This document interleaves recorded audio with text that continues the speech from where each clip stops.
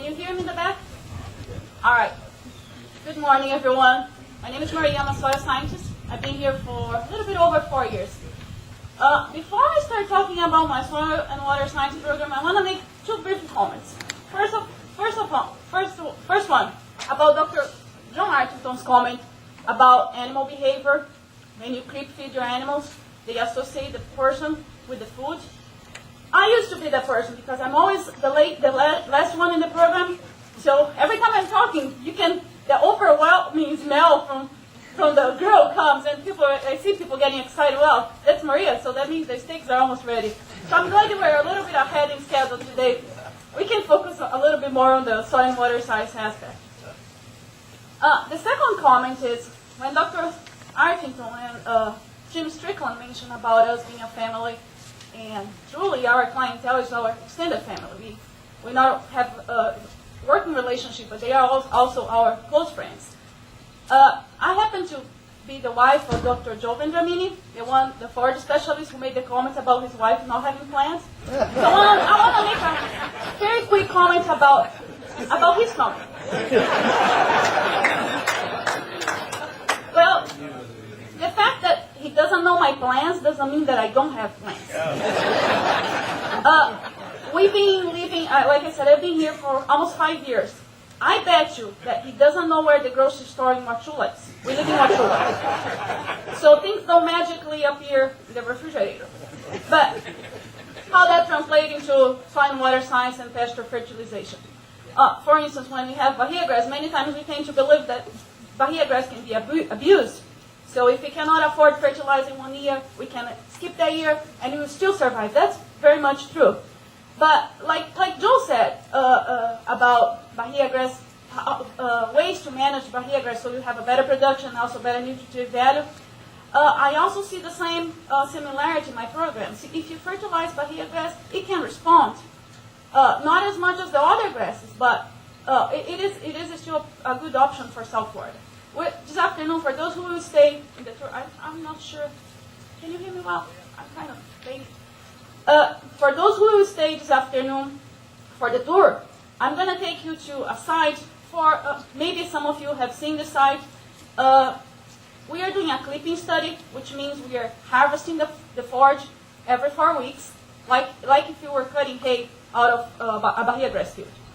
And we are applying 6 different nitrogen sources to this bahia grass field. But not like most of my the early research that's been done in this area, like in the 70s. People were applying lots and lots of fertilizer. In my case, I'm applying something that's pretty realistic to what beef cattle producers normally do. So I'm applying only 50 pounds, or my highest rate is 100 pounds of nitrogen, per acre. And I want to see how long that fertilizer will last in the soil, and if there's any difference with the nitrogen sources. The other important aspect, when you talk about pasture fertilization, is the environmental impact. When I first came to Florida, when I came from an interview back in 2006, I called Mr. Jim Handley, and I asked him, what are the main issues? I knew water quality was the #1 issue, but I want to know I want to know back then what would be the most important issues for the cattlemen. And I think 4 years later, we continue discussing about the same issues. Pasture fertilization is a pretty important topic from both agronomic and environmental importance. So back in 2007, we had the opportunity to make, I was part of a group, I was not the only one in this group. By the way, Dr. Artington was the chair of this group, who made changes in the protocol for bahia grass phosphorus fertilization. Why that is important? I think most of you here in South Florida know why bahia grass phosphorus fertilization is such a hot topic. When you talk about phosphorus, it's like talking about a hazardous material in South Florida. There's a lot of controversial reports, and when you go back to some of these reports that blame pasture fertilization as being one of the major sources of environmental problems in South Florida, you're going to see that there's very little field research being done. Most of those reports, there's not much data. All the data is being estimated based on the land use. For instance, if you have I'm going to pick Lake Okeechobee watershed, for instance. Back in the 70s, the most important land use in the Lake Okeechobee was beef ranchers. So by just assuming that we have a extensive acreage of Bahia grass, and we also have important water quality issues in the lake, people automatically assume that the phosphorus is coming from those pastures. Over these past 3 years, we've been doing a lot of research to show that when properly managed, phosphorus fertilization will likely not cause any environmental issue. The major difference between nitrogen and phosphorus is nitrogen is the most limiting nutrient in the soil. So when you apply nitrogen to a pasture, you're going to see immediate response, any pasture. Actually, in this particular field that we'll be visiting this afternoon, you can double the Bahia grass production by applying 50 pounds of nitrogen to the acre. So normally the rates that people, if you can afford that 50 pounds in the spring, that will likely double your production. Of course, there's some, I'm talking just roughly, because last year, for instance, this year we got almost twice as much dry matter when we applied 50 pounds, but last year in 2009, the result was a little bit different, because we have a drier spring. We produced about 30-40% more Bahia grass. The yield was 30-40% higher than the plot that didn't receive any fertilizer. So there's a lot of interaction between weather, when you get the rain, and what kind of response you get from your fertilizer. But we know that most likely if you apply fertilizer, you're going to see a yield response. With phosphorus, it's a little bit different, because two major things. Most of our top layer soil throughout the state in Florida is phosphorus deficient. So when you take your soil sample and send to the lab, I'll bet you, unless if you apply any kind of soil, like biosolids or organic manure or something like that, I bet you that your soil test result will come back as very low or low in P. That doesn't necessarily mean that your Bahia grass is phosphorus deficient. That doesn't mean that you have to apply phosphorus to get a better yield.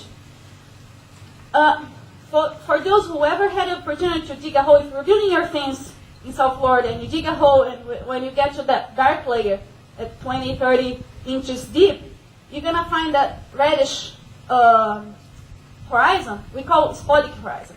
That soil layer can contain lots of phosphorus, aluminum, and iron. So most likely, the Bahia grass is getting phosphorus from that deeper layer. But we are not accounting for that P supply when we do our typical soil test. We are sampling only the top 5, 6 inches. And I'm talking about something, a reserve that's deep in the 20, 30 inches deep. Well, what do we do about that? Probably it won't be very practical for us to recommend oil producers now that have to dig 20, 30 holes in their pastures, 20 inches deep. They'll think we are crazy. We do that for research purpose, but on a practical standpoint, if you have 100 acres of Bahia grass, nobody's going to do that. So back in 2007, we started talking about something that's relatively new to the forage and the beef industry, which is tissue testing. And the rationale for including tissue testing in the Bahia grass recommendation was exactly to account for that phosphorus supply that's in those deeper layers that will likely be providing feed to the plants. Since 2007, I've been receiving copies of the other reports, soil samples that are submitted to the Extension Soil Test Lab in Gainesville. I have the opportunity to receive the reports back. If the samples are submitted as established grazed Bahia grass, I get the results back. Over these past 3 years, over 90% of the samples come back with very low or low P concentrations in the soil.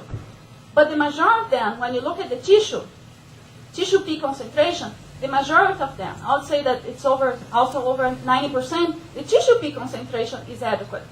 It's above what we call the critical limit. So that means that even if we apply phosphorus to the pastures, most likely Bahia grass will not respond. Again, in a P deficient pasture, you're not going to see the same kind of response you see with nitrogen fertilizer, for instance. Phosphorus is typically related to pasture persistency. So even though when you apply phosphorus to a pasture that's P deficient, usually you don't see much difference, at least no visual differences in the yields. What you're going to see is the pasture will be more persistent over time. But I think, back to the tissue and soil test analysis, I think it was a tremendous improvement in our recommendations. We had a major gap back before 2007. basically before 2007, producers in South Florida had the opportunity to follow the North Florida recommendations, which we know that our soil conditions and our environmental conditions are completely different than North Florida. Now we have the opportunity to use tissue test as an additional tool to better predict when phosphorus is needed. From the practical standpoint, we can maintain those pastures that really need P, because we know that even in our grazing systems, where phosphorus most likely, the majority of the phosphorus is recycled back to the soil via the animal excreta when the animals eat, they take very little of the phosphorus retained in their body. So that means that most of the phosphorus they are consumed with the forage goes back to the soil as animal excreta. But even in a grazing system, there are some situations that the pasture hasn't been fertilized for 15, 20 years. There are some situations where P deficiency might be a problem. So when we create this, when we make those changes in the protocol for generating a recommendation, we are giving the producers the opportunity to use tissue tests to identify which areas are P deficient. So not only we are saving unnecessary phosphorus application, but we are also avoiding some potential environmental problems. Well, back to the environmental problems. I mentioned that over the past 3 years we've been doing some research on this point. And more often we see water quality as being a priority and being a big issue for both the state and environmental agencies. But a significant portion of my time I spend on educating my colleagues in Genzo, my colleagues in my department, and also colleagues across the country about the environmental services provided by grazing lands and the natural resources associated with beef cattle ranchers. Because we're talking about water quality issues that were not necessarily based on research, but also we are forgetting about other important positive things that are associated with natural resources and beef cattle ranches. For instance, when you talk about water quality, we're forgetting about how much water can be retained in a range.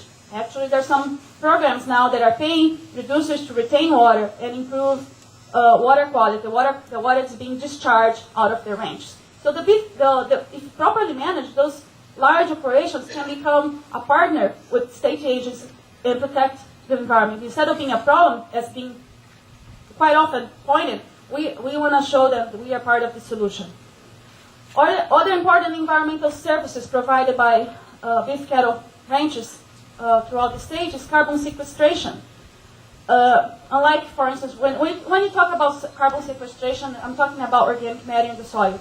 Typically, we think about the surest forest, tropical forest in Brazil, in the Amazon jungle. But when you compare the Amazon jungle with your grazing lands, our grazing lands, ecosystems in South Florida, when you go to the forest, the majority of the carbon, the organic matter, is stored in the above ground biomass. So if you cut the forest, that carbon is gone. The difference when you talk about grazing lands across the country, not only in Florida but also in more temperate regions in the U.S., the majority of the carbon is in the soil. So it's a much more stable sink of carbon that can retain carbon and other greenhouse gases, can retain much over a longer period than a forest can do. But unfortunately, there's very little research being done in this area, and that's a relatively new area in my program that I want to be focusing on. I have 2 new graduate students that will be working on carbon-related issues. And I think there's a lot of opportunities for us to explore and, again, educate the public and our colleagues about the importance of preserving beef cattle ranges, because we're not only about producing the animals, but there's a lot of environmental services that are provided by these operations.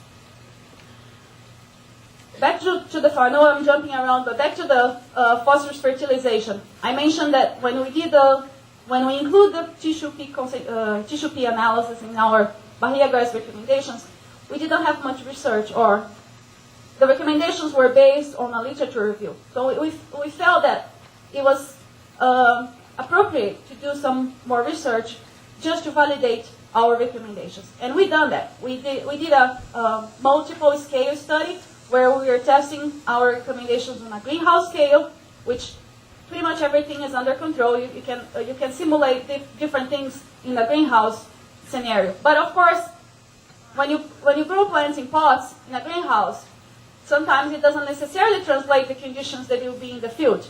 So we have the greenhouse where everything is pretty much controlled. We have pastures, barrier grass pastures in the field where we were clipping at 4 weeks interval. Again, sometimes it doesn't reflect the reality because most of our barrier grass pastures are grazed. And we also have a grazing study where we were applying phosphorus, measuring barrier grass production and what the impacts on water quality. We finished all those 3 projects in 2009, and we wrote the reports. All the research data is being either accepted or no, they all have been accepted. They are either being already published or they are in press. They will be published pretty soon. So all this research, basically, of course, this is a very brief summary. But whatever our research shows is, first of all, there's a lot of interaction with weather.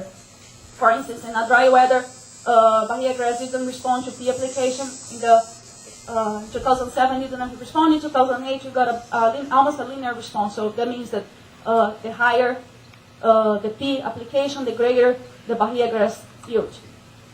And again, instead of some of our colleagues who did some research in this area in the past, we're not looking at maximum yields. We're using either the IFAS recommendation or P applications that were even lower than what IFAS recommend. We want to see what will be the minimum amount of P that I have to apply to my pastures in order to survive. We know that, first of all, P is extremely expensive, plus the environmental issues associated with phosphorus. We want to see what will be the minimum that can maintain and maintain the yield and also the persistence of my pasture. So this research, like I said, will be published pretty soon, or some have been published already. The other project that I was involved last year in collaboration with our county faculties, we sampled, I think some of you might be familiar because I reported this in our quarterly meeting. We sampled we took 54 samples of sod, not commercial sod, but when you have a barrier grass pasture and eventually you need, you decide to leave sod. We collect 54 samples in Central and South Florida because the question was how much P can be removed when you harvest sod. So the results we got, I don't call this research because it was one point in time. We did that after the winter, so I suspect there's some flexibility. But what we found was that when you remove sod, when you harvest sod, you can remove significant amount of phosphorus from your soil. So if you are located in one of the sensitive watersheds where you are necessarily obligated to do P mass balance, P budget, account for everything that's entering your system and how much P is being leaving your system through animal products or whatever, if you're producing hay. One of the gaps we had was we didn't know how much P is being removed when you harvest sod. So we have this report. I think we published that in the Cattleman's magazine, and we have an extension publication. So there's a huge variability in the amount of P that can be removed. For instance, the sites that received biosolids applications were the ones that we have the highest P removal rates because we apply more, so more was removed. But I think that will also benefit producers that are some of these programs that require to have a P mass balance budget. So like I said, this afternoon we're going to look at the barrier grass nitrogen source study. That's how I call. Some of my colleagues in games will say, well, that's not very innovative because Dr. Blue, before I was even born, he was publishing things like that. But the difference again, when you look at the difference now, we are looking at minimum. We are not looking at, we know that if we apply 400 pounds of nitrogen, barrier grass will respond, we're going to get a greater yield. But first of all, who can afford that? Nobody can afford it. That's most likely not realistic. Second of all, we have those environmental issues. What happens when you apply, what we consider some of those more soluble sources. We also have some fertilizer sources that are not commercially available. So the companies want to see what will be the behavior in terms of nitrate losses, nitrate leaching in the soil profile. I know that in the CalCAF, the revised CalCAF manual, we talk about, there's a statement talking about slow release fertilizer.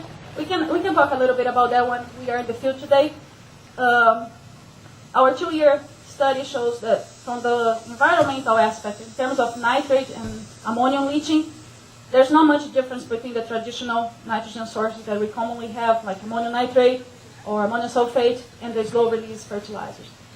Of course, we have to continue this research because one of the other criticisms that I received, well, this is not a typical year.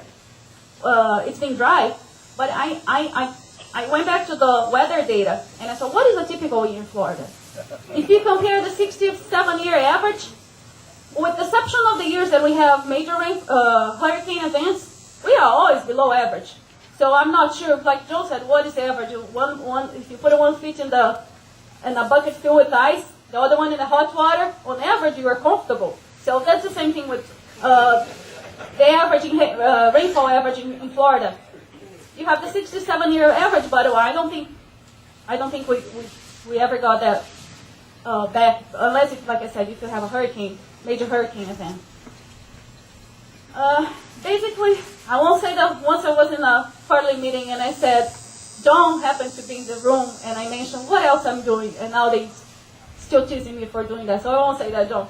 But that's basically my brief update. We're doing other things, and I'll be glad to visit with you if you want to discuss some of the other projects further. I'll be happy to do so. And if you have any questions, I'll be glad to entertain. Thank you so much.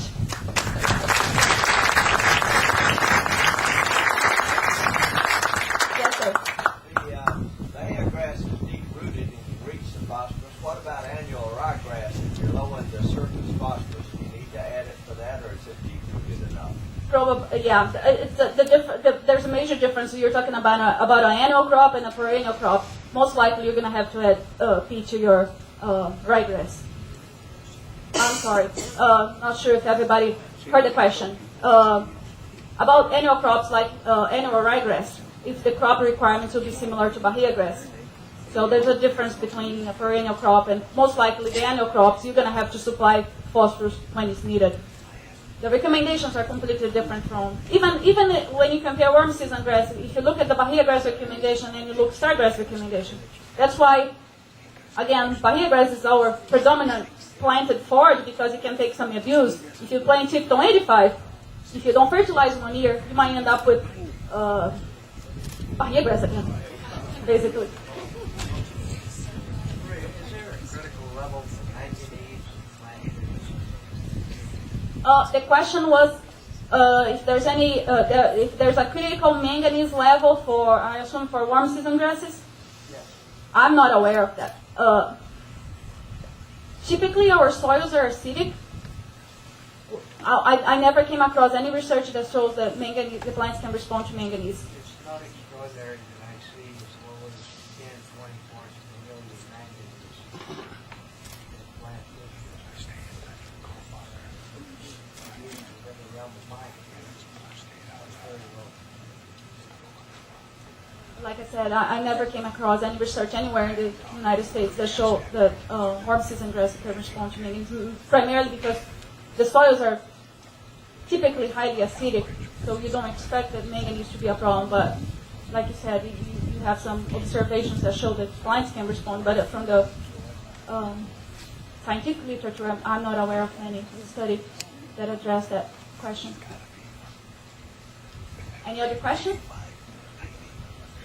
Well, thank you so much for your attention, and I hope you enjoy the rest of the day. Study that I was referring to this morning, where we are testing 7 different nitrogen sources on bahia grass. Yeah. Yeah, they are. I think we can see. You can see from here.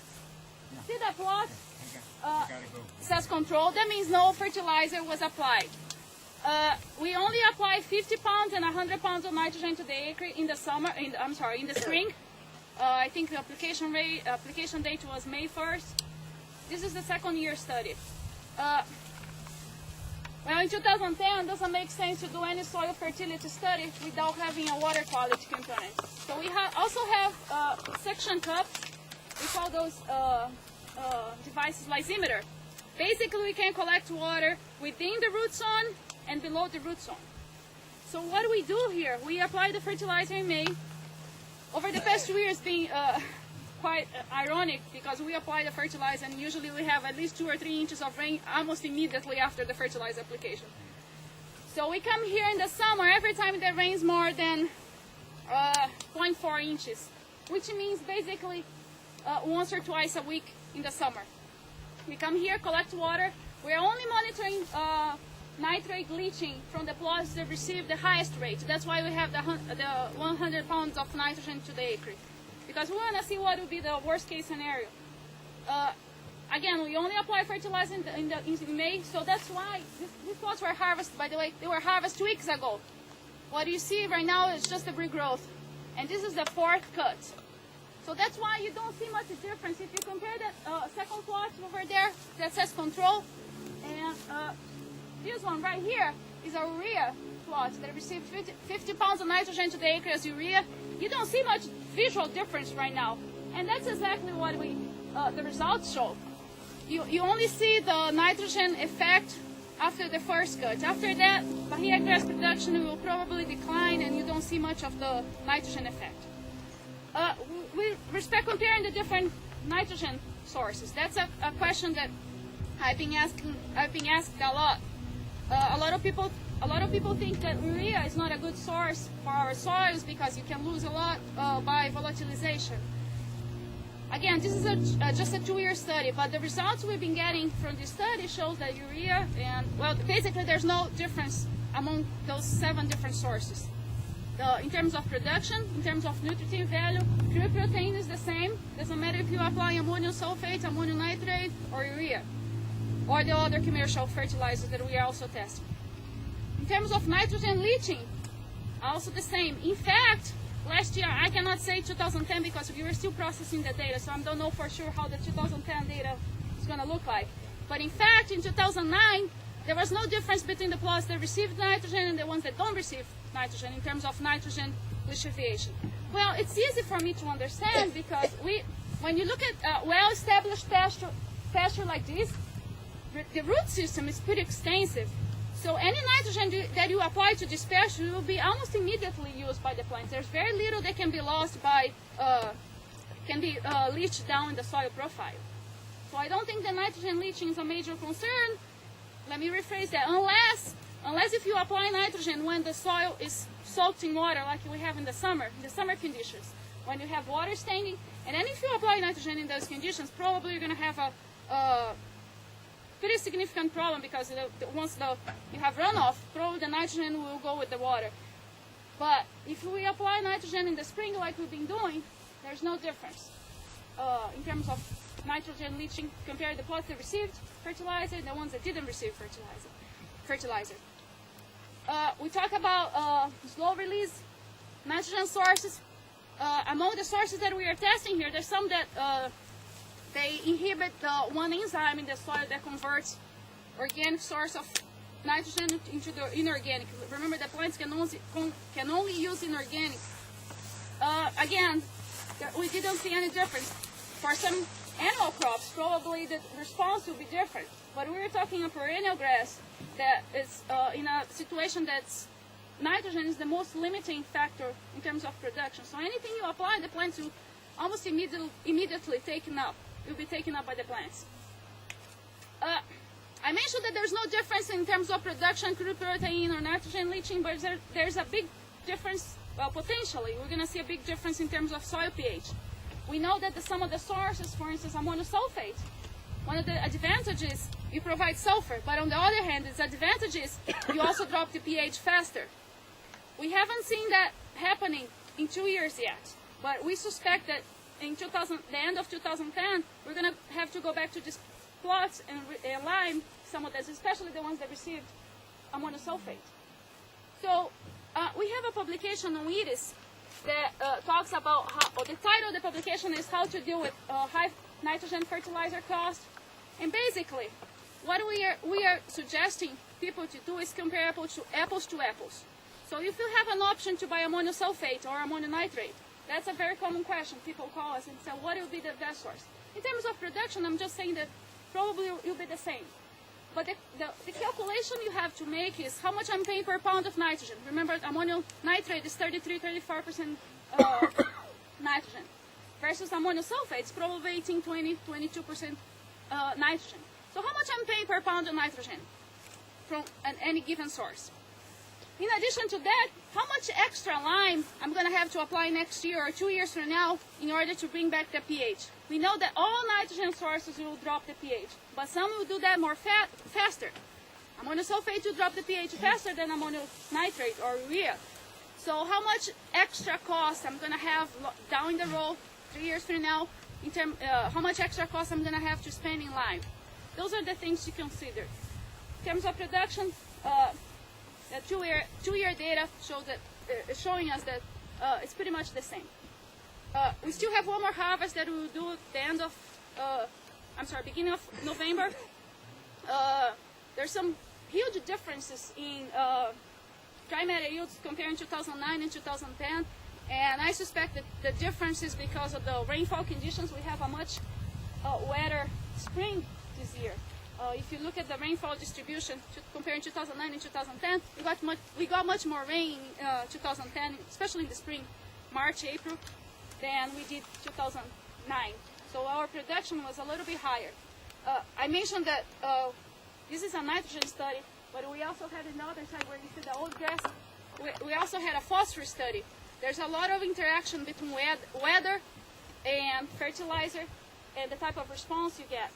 In a drier years, you get a different response. In a wetter years, you get a completely different response. So that's why it's important for us to continue doing this type of studies for at least 3 or 4 years, so we can have very more conclusive results.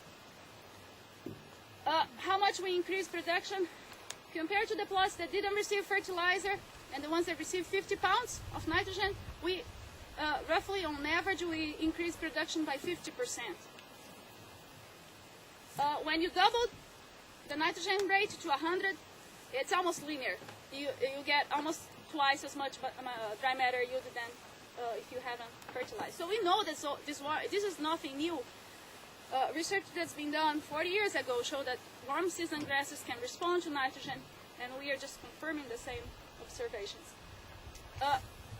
We are not too concerned about potassium because Bahia grass seems to use potassium very efficiently. But if you have Tifton 85, some of the other highly more productive forage grasses, potassium is an important concern. You can lose your stand quite quickly if you don't apply potassium. In our case, we only apply a very low potassium application rate with the spring fertilization, but potassium is not a concern for Bahia grass. Any questions? If not, I got a question. oh, I'm sorry. So you just fertilize once a year with nitrogen? Yes, Nothing else? nothing else. That's right. Nothing else because I did my soil test, I did my tissue test, and the results indicate that phosphorus was not a concern. I'm sorry, I also applied potassium because potassium was very low. So once a year, the same rate that you would normally apply in a grazed Bahia grass patch. What variety is your? This is Argentine. Yes. Did you have a target pH for your soil? 5.5. And usually, if I test my soil again, if it's anything below 5 and 5.3 or 5, I'll probably come back in the fall. And well, actually, we're gonna harvest these plots in the fall, in beginning of beginning of November, and then come back and do soil test. For research purpose, I'm not sampling the typical 6 inches, but I'm also going a little bit further down just to see if there's any accumulation of nitrogen in the soil profile, which I doubt it, but we want to report that. And if my pH results come back anything below 5.35, I'll probably lime these plots before we start a new round next year. What if you have in like old farm ground that's in the 7.75 range? I mean, is it not as good as 5.5 or better? It's worse because it's much easier to raise the pH if you are in if you go to a native site. Probably the soil pH will be in the 4.5. It's much easier to bring a soil from a pH 4 to 5.5 then bring a soil that for some reason has a pH 7, 7.5, bring that down. You spend much more money. Actually, in some part of the states, that's a major issue.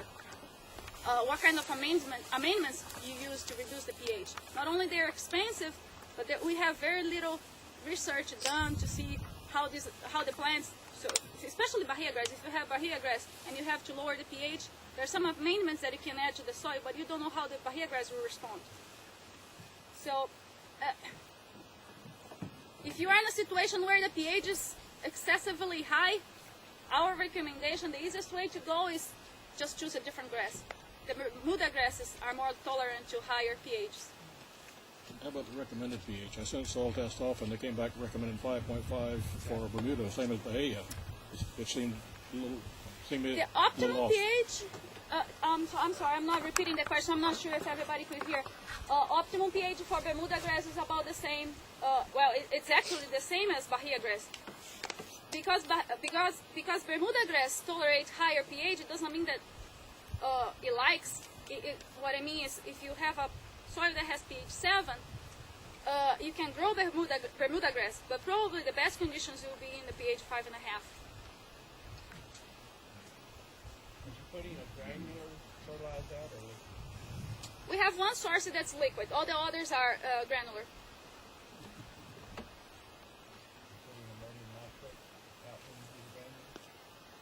Yes. Ammonium nitrate is granular. Yes. You can see, well, there's some plots that received 50 and there are some plots that received 100. If you look very closely, you can see some difference, but probably, most likely, those differences will be the rate, not necessarily the source, because you are applying twice as much. Right now, like I said, I don't expect to see much difference because we cut it. We harvest these plots 4 times already. And you fertilize it Once. But the production will go down. The first cut is the high. Well, not only you expect the production to go down because you are depleting the fertilizer is pretty much gone after the first cut, but also the weather conditions. You expect the Bahia grass will produce less by now. Ray, when you say harvest, do you actually take the grass away? Away. Or do you mow it and mulch it? No, I take the grass away. It's gone away. I don't want anything going back. No recycling. No. Nothing's added back. Yeah. Where you applied the 100 pounds, the second cut, was it greater than the one you only applied 50? Yes, it is. Ma'am, that urea, is it 46% nitrogen? Yes, it is 46% nitrogen urea. Okay, so it's higher than the other two. It is higher, but we're applying, the application rates are based on the nitrogen concentration. So if it has 46%, that means I'm applying less urea than what I'm applying, for instance, ammonium sulfate that has only 18% nitrogen. Okay, because something that I recently read was Little Hunter ryegrass, they recommended 40 pounds to the acre, and it was at 46%. Does that sound about right? It's a little low than, Is that a little low? yeah, Okay. So you'd stay with the 50 pounds. for Bahia grass. For ryegrass, Ryegrass. I think the recommendation is 60 to 80 pounds. I'm not, off the top of my head, I think that's the recommendation. But usually the recommendation is on nitrogen basis, and then you have the option to decide which source to use. When you're talking about 50 pounds, you're just talking about 50 pounds of nitrogen, not 50 pounds of 36% million nitrogen. No, I'm it's just 50 pounds of nitrogen. Yes, I exactly. think And when I some mentioned people are about thinking differently. yeah, and when I mentioned about the calculation, usually people say, "Oh, but I'm paying $100 for a ton of 50 something." But the calculation we need to make is how much dollar per pound of nitrogen I'm paying, because that way you can compare apples to apples.